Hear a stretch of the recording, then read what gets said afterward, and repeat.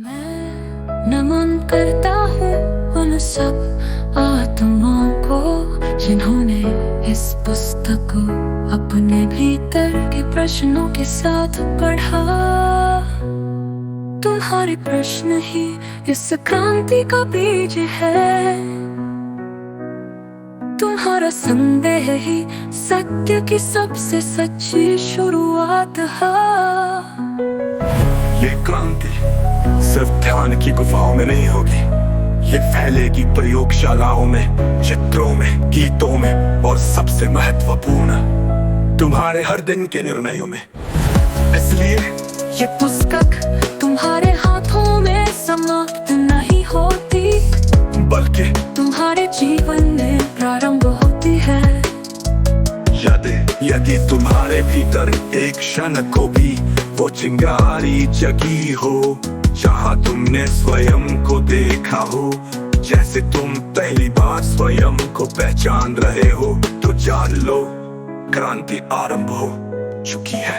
ये कोई आंदोलन नहीं, कोई प्रचार नहीं, ये चेतना की वो लहर है जो समय की सीमाओं को लांघ कर अब तुम तक पहुंची है। और अब ये तुम्हारे भीतर से संपूर्ण मानवता तक फैलने को तैयार है। यदि तुम मौन में उतर, ये जो समय की सीमाओं को लांघ कर अब तुम तक पहुंची है, और अब ये तुम्हारे भीतर से संपूर्ण मानवता तक फैलने को तैयार है।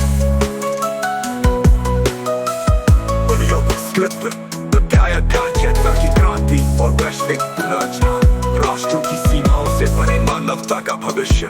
लेखक व वाचक शिरोमणि रामपाल सैनी। ऑडियोबुक स्क्रिप्ट अध्याय चेतना की क्रांति और वैश्विक पुनर्रचना, राष्ट्रों की सीमाओं से परे मानवता का भविष्य। लेखक व वाचक शिरोमणि रामपाल सैनी। ऑडियोबुक स्क्रिप्ट अध्याय चेतना की क्रांति और वैश्विक पुनर्रचना, राष्ट्रों की सीमाओं से परे मानवता का भविष्य। लेखक व वाचक शिरोमणि रामपाल सैनी। ऑडियोबुक स्क्रिप्ट अध्याय चेतना की क्रांति और वैश्विक पुनर्रचना, राष्ट्रों की सीमाओं से परे मानवता का भविष्य। लेखक व वाचक शिरोमणि रामपाल सैनी।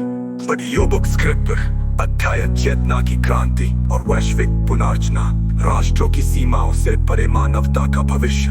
लेखक व वाचक शिरोमणि रामपाल सैनी।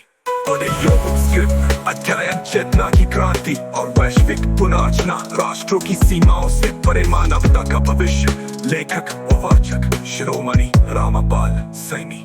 परंतु मानवता का हृदय अब भी बनता हुआ है, पर मैं देखता हूँ एक ऐसी जागृति की लहर जो हर राष्ट्र, धर्म, जाति और व्यवस्था को आत्मज्ञान की रोशनी में खोल रही है।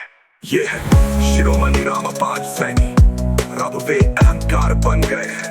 राष्ट्रवाद जहाँ सुरक्षा लाता था, वो अब डर और हिंसा में बदल चुका है। पर जब मनुष्य स्वयं को मानव के रूप में देखता है, तो उसकी पहली नागरिकता न कि किसी झंडे के रंग में। ये क्रांति राष्ट्रों को समाप्त नहीं करती, बल्कि उन्हें चेतन मैं नमन करता